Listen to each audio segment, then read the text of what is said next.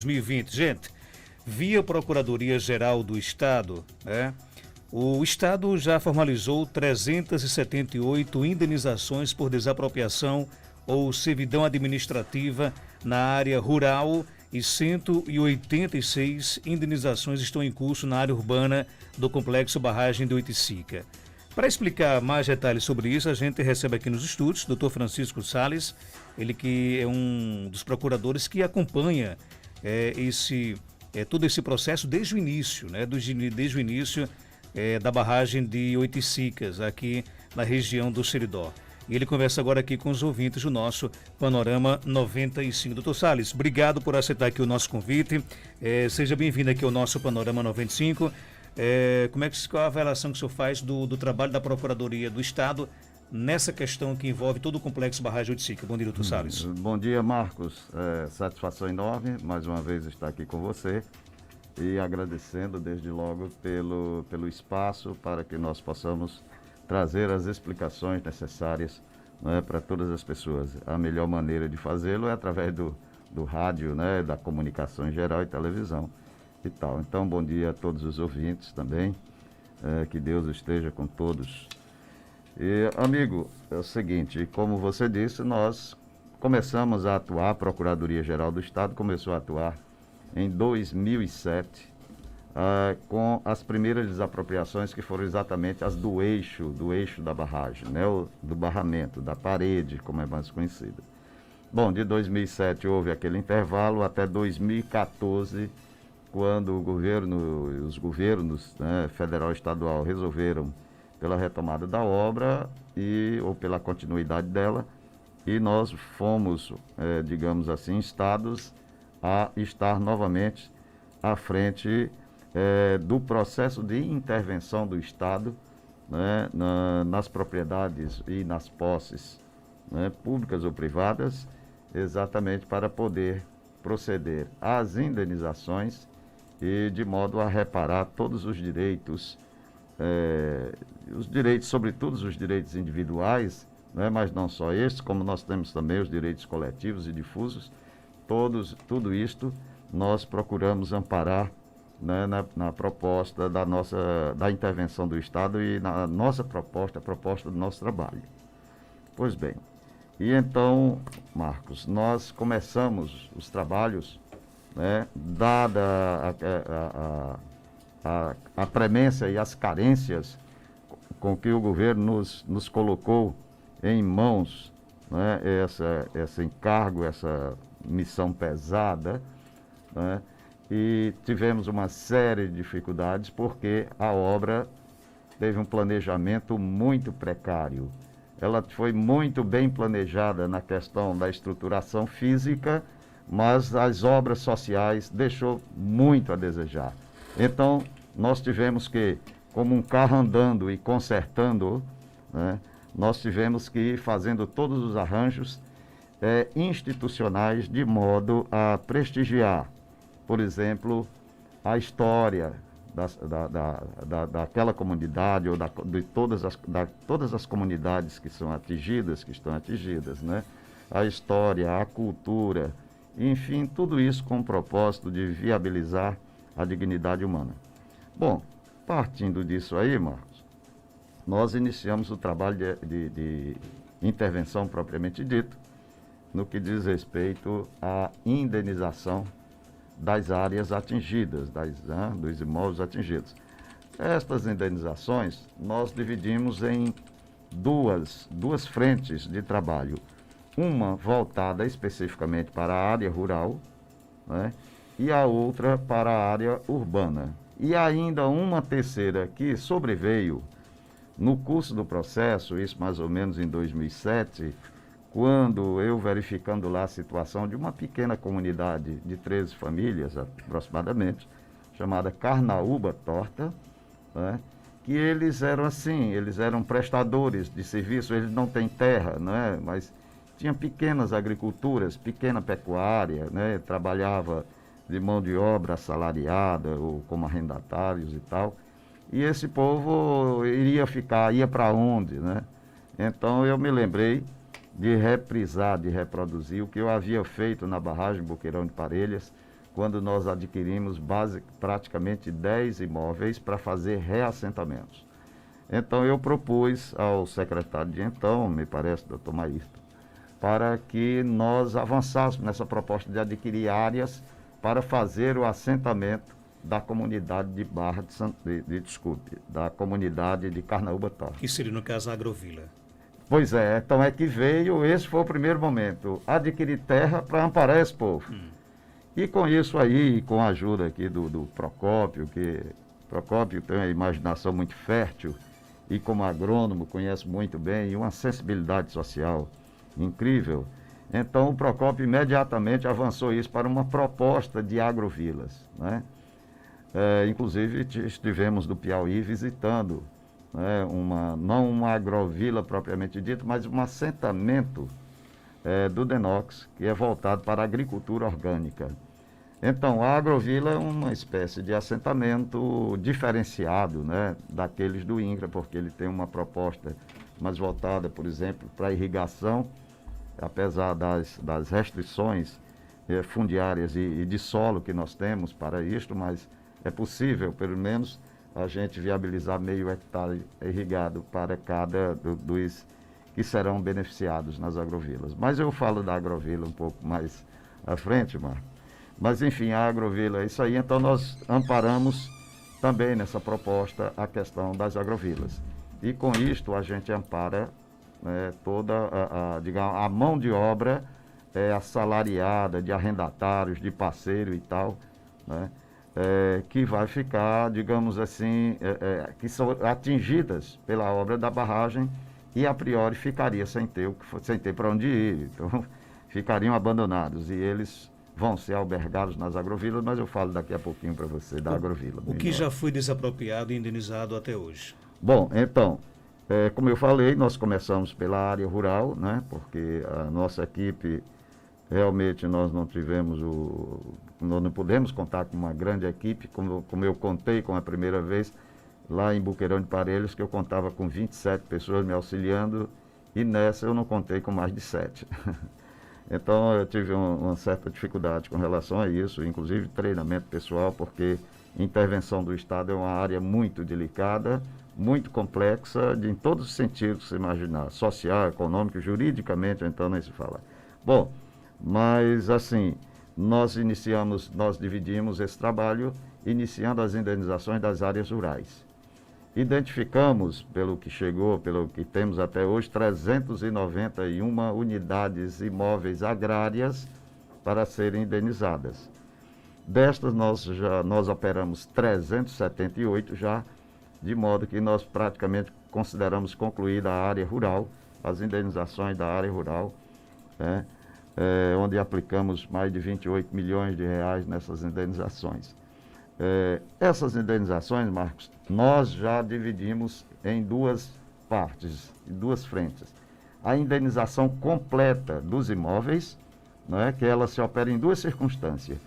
Quando o imóvel é totalmente atingido ou quando a pessoa simplesmente não quer acordo, não quer nada, então a gente pode entrar com processo de desapropriação.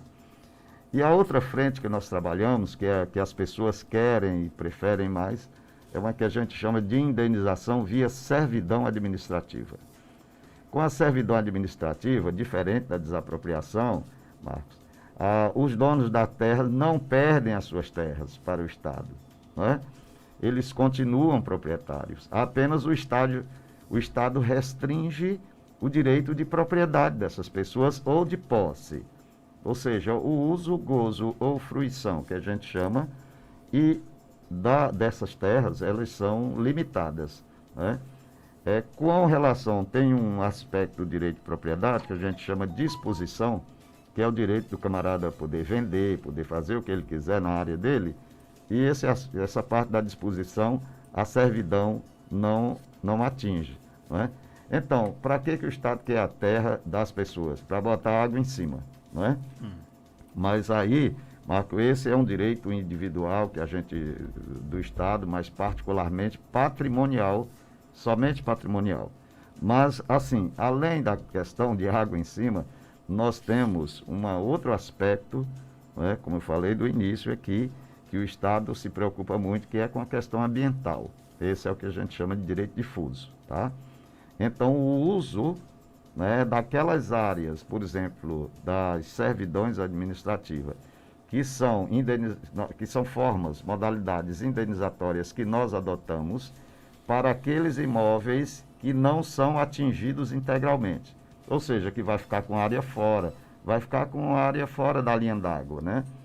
Então, para isso aí, nós aplicamos a servidão administrativa e aí nós temos a grande preocupação com a questão dos direitos difusos, ou seja, com o meio ambiente. Então, as pessoas vão continuar proprietárias com a servidão administrativa? Vão, mas com uma série de restrições, né? E pode usar? Pode, em certa medida, desde que este uso seja compatível, né, com a questão da preservação ambiental, ok? Então, no meio rural, nós temos a desapropriação plena para os imóveis totalmente atingidos e a servidão administrativa para aqueles imóveis que vão ficar com área fora e área remanescente. O que é que falta ser indenizado? Então, o que nós temos na área rural, nós estamos aí com 12 imóveis, mas problemas não nossos, problema dos próprios donos e tal, muitos herdeiros e tal. E, na verdade, nós temos um problema de uns 5 ou 6 imóveis que tem registro na Paraíba. Isso está nos dando uma dorzinha de cabeça, porque nós nunca enfrentamos isso aí. Como é que nós vamos desapropriar ou indenizar um imóvel que tem área na Paraíba? Mas vamos buscar meios para isso, vamos resolver. Então, na área urbana, Marcos, então falta praticamente a indenização total que nós vamos, digamos assim, iniciar agora, efetivamente, formalmente, né? Na área urbana nós temos 262 unidades imóveis a serem indenizadas. Dessas 262, nós já temos 186 que, apesar de não formalizado ainda, né, o instrumento digamos assim, de indenização, né, nós vamos fazer essas 186, que são 186 casas residenciais, nós vamos fazer mediante um instituto jurídico chamado permuta. Ou seja, casa por casa, tá? Isso respeita o tamanho da casa, respeita tudo? Ah, sim. Então, leve em conta o tamanho da casa, leve em conta a estruturação dela. Por quê? Porque essas casas, Marcos, elas são divididas em 5 tipos de casa, tá? Então, A, B, C, D, E. Então, dependendo da casa que o camarada tem, ele vai receber uma correspondente. Lógico que nós não levamos em conta a questão patrimonial, ou seja, o valor da casa dele. Porque o valor da nossa casa, às vezes, vale até da nossa, que eu digo, do Estado, né? Da nova casa. Da nova casa. Ela vai valer até 10 vezes mais. Mas aí, o que nós fazemos para fazer esse encontro de contas? É que nós estamos tratando com moradia, e aí é onde entra a questão da dignidade humana, tá certo? E da cidadania. Então, esse é o contraponto que nós temos do ponto de vista patrimonial. Então, Marcos, dos 262, nós já temos as 186 casas que já estão sendo construídas. Eu não vi, eu estou voltando hoje para ver, que eu estou afastado já há uns 6 meses, né? E eu soube que está uma maravilha, as construções estão avançando muito, está muito bacana a cidade, está uma coisa linda, né, pela uma maquete que me mostraram. Então, amigo, aí nós temos essa aí. E hoje eu vou iniciar efetivamente, digamos assim, as negociações, as tratativas, para indenizar 34 casas cujos proprietários não quiseram permutar, ou seja, não quiseram casa na Nova Barra. Então, nesse caso, vão receber o valor da indenização. Esse aí, o valor da desapropriação não terá casa total. na Nova Barra de Santana. Não terá casa na Nova Barra. E aí nós temos pontos de comércio. Nós temos 19 pontos de comércio, que aí nós temos todo o cuidado, porque para nós isso é muito importante, porque nós levamos em conta, principalmente nesse processo de intervenção, Marco, o amparo integral, o cuidado integral. Isso é como uma louça, assim, um cristal muito importante, que é a questão produtiva, né, de amparar os comércios, as pequenas indústrias, né, que tem lá, que a gente já verifica pelo menos 3, e os serviços, tá? Então nós temos 19, digamos, produtores, não é? Quer dizer, a turma da dinâmica econômica e tal, né, que trabalha isso aí. Nós temos uma proposta diferenciada de indenização para estes. Como é isto? Nós vamos indenizar as construções e permutar os terrenos deles, né? Então a gente indeniza para que eles construam seus pontos de comércio, os seus pontos de serviços, as oficinas, né, academias, se for o caso, as queijarias, né, aquela indústria de biscoito que tem lá, o nosso amigo, acho que é Janúncio, né? Então, assim, nós queremos acomodar o máximo possível a questão econômica, essas relações econômicas, para não quebrá-las, não, entendeu? Transportá-las com a melhor, digamos assim, sedimentação possível. E no caso, a outra parte seria a indenização das agrovilas? Ah, sim, aí nós temos o terceiro ponto da intervenção, né? Que é a questão da agrovila. Ok, então, voltando à agrovila, como eu ia explicando, né? Que elas nasceram numa coisa que a gente teve, assim, numa sensibilidade que a gente teve com o caso de Carnaúba Torta. Então, Marco, o problema é que a agrovila, que nós começamos para resolver um problema de 13 famílias, né, de Jucurutu, de repente o município de São Fernando disse, nós queremos também, porque nós temos também, né? Aí lá vai mais uma. Quando a gente resolve o problema de São Fernando, aí Jardim de Piranhas grita também, né? Os sindicatos através... nós queremos também para os nossos trabalhadores, de modo que nós já estamos com 3 agrovilas e talvez partamos para a 4ª agrovila, porque as 3 não foram suficiente para absorver toda essa mão de obra de trabalhadores rurais sem terra. E quando eu falo sem terra, não é só trabalhador assalariado, é todo arrendatário, parceiro, meeiro, né? Inclusive, moradores, inclusive os assalariados. Para quem já esteve à frente dos processos de indenizações da barragem das Traíras, do Boqueirão, essa de Oiticica está sendo mais difícil? Super, super. Eu não esperei tanto. É tanto que isso me obrigou um redirecionamento da minha vida, que eu estava com um doutorado programado para Portugal e essa coisa não termina, porque a barragem que eu demorei mais para indenizar foi a barragem de Santa Cruz em Apodi, que é maior do que esta, e eu resolvi em 6 meses.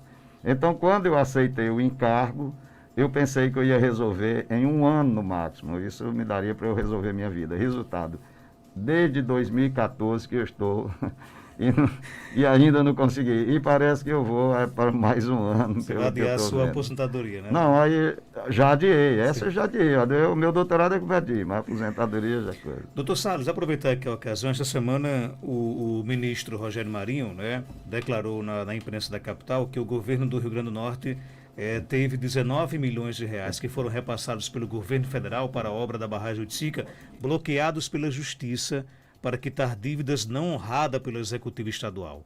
O que é que realmente aconteceu? Procede essa informação? Veja bem, esta informação que você me traz aí é o seguinte: nós temos um problema sério aqui com o nosso judiciário, que a gente é uma coisa que a gente tem que resolver, que é assim, quando o Estado tem dívida com alguma coisa, né, eu não sei se foi o caso aí, remanescente de coisas da saúde, né, então, que é processado, é tudo, o juiz, geralmente, ele manda bloquear recursos onde encontra, né, vai lá no Bacen, o Bacen indica as contas do Estado, né, e eles bloqueiam. Só que há um problema, e é preciso resolver isso. Quer dizer, recursos do governo federal jamais poderiam ser bloqueados, recursos de convênio, né? Tem conta única, tem não sei o quê, né? Podia bloquear do próprio judiciário, está lá, né? De um tempo desse sobrou até dinheiro no judiciário, sobrou na Assembleia Legislativa. Aí você pega um convênio com o governo federal, porque isso é muito importante, isso é muito programado, e esses repassos já vêm e já chegaram historicamente com atrasos aqui no Estado, né? Toda a vida. Aí o judiciário vem e bloqueia. Então o Estado, de um modo geral, não tem culpa. A mesma coisa seria a União estar com dinheiro para repassar e o Judiciário manda bloquear o recurso da União e a União não pode repassar. E ela não cumpriria o convênio. Então, mais uma coisa é o seguinte, isto foi já, de certa forma, resolvido, né? Não os 19 milhões, mas, juridicamente, a Procuradoria atuou junto ao Supremo. Então, tecnicamente, foi uma atuação brilhante e se conseguiu suspender algumas dessas situações. Só que aquilo que foi concretizado e efetivado já foi, não tem mais como contornar. Então, esses 19 milhões estão nesta situação última. Mas o que ocorre? Uma coisa que o ministro, né, e amigo, filho de amigo, o Rogério Marinho, ele não está assim bem informado, e eu aproveito aqui até para colocar esta informação, é de que esta barragem, por exemplo, as primeiras 57 desapropriações que eram para ser operacionalizadas com o dinheiro do convênio lá, do DENOX, então do Ministério, o Estado indenizou com recursos próprios integralmente. Então são 57 imóveis. E aí, Marcos, uma coisa que eu gostaria mais de ressaltar é que com esta modalidade de indenização via servidão administrativa, Marcos, com a servidão eu não pago 100% do valor da terra, eu pago de 60% a 80%. Então nós economizamos aí em volta de 6 milhões de reais nas indenizações das servidões administrativas. Esses 6 milhões a gente pagou, foi pagando, né? Quer dizer, foram mais áreas, mais imóveis que nós pagamos com essa economia que fizemos, tá certo? Então, é preciso só pesar isso aí, né? Eu acho que poderia ser, já que eu estou colocando aqui, vou sugerir, né, que quando se conversar lá com o ministro, leve em conta que nós temos também essa parte que o Estado fez sozinho, que a União não entrou, né? Então, é uma coisa para sopesar. E de modo que o Estado não tem culpa, eu digo o Estado do Rio Grande do Norte, Poder Executivo, não tem culpa nenhuma de bloqueios da Justiça. Isso foi uma causa superveniente, portanto, isto não, digamos assim, não entra no plano de qualquer responsabilidade por inadimplemento por parte do Estado. Agora, eu sou um leigo, eu sou a pessoa que pode nos responder, mas só para entender, por exemplo, a Justiça bloqueou 19 milhões de reais dos recursos que chegaram aqui para a barragem de Sica, certamente para pagar alguma coisa que o governo estava devendo, ponto. O governo, esse dinheiro está bloqueado, ele foi usado, e se já foi usado, quem é que vai devolver para a barragem de Sica nesse caso? Então, esse dinheiro, pelo que me consta, ele foi usado. Não na barragem? Não, na barragem, para coisa de Certo. dívida, talvez. Me parece que foi da saúde, eu não sei. Aí eu não acompanhei bem isso. Os colegas da Procuradoria fizeram um trabalho brilhante nessa coisa aí e conseguiram já desbloquear muitas coisas. Certo. Mas os que estavam bloqueados, o que se gastou já foi, já pagou. Não tem, eu não sei bem se é o caso desses 19, me parece que é, né? Então, ao invés de ficar com essa coisa, né, de falar, porque aqui foi 19 milhões, poxa, nós indenizamos 57 imóveis e o Estado nem foi atrás, né? Nós economizamos aqui 6 milhões de reais. Eu acho que numa composição, pelo menos o que nós economizamos aqui nesses 2 pontos, ou pelas servidões administrativas, se poderia compor isto, né, sentar na mesa e resolver, porque está se colocando, pelo o discurso que me chegou, eu não ouvi o discurso do ministro, é de que o Estado estaria como sendo inadimplente. E o Estado não Isso está não é inadimplente. verdade. Não, não é, absolutamente. Primeiro porque é um caso de força maior. E esse Vai em previsão. E esses recursos que foram usados para pagar outras contas do Estado não vai prejudicar a obra, na sua opinião? Desculpe. Esses recursos que foram usados, os que foram bloqueados, e essa parte que foi usada para pagar outras contas do Estado, não vai prejudicar? Não, veja bem, com relação à barragem, a única coisa que não se conseguiu desbloquear e tal foi esses 19 milhões. O restante, nós tivemos os sucessos no Supremo Tribunal Federal. Ok, quero aqui agradecer a sua participação, doutor Salles. Algo mais a acrescentar, pode ficar à vontade. Ô, meu amigo, eu só agradecer e daqui a pouco eu estarei lá no canteiro de obras para retomar a conversa com as pessoas, né? E vamos ver se Deus quiser, a gente consegue ir andando para um bom termo, né, desse nosso trabalho e da intervenção do Estado de um modo geral, não é? Então, muito agradecido, Marcos, estou sempre à sua disposição. Conversamos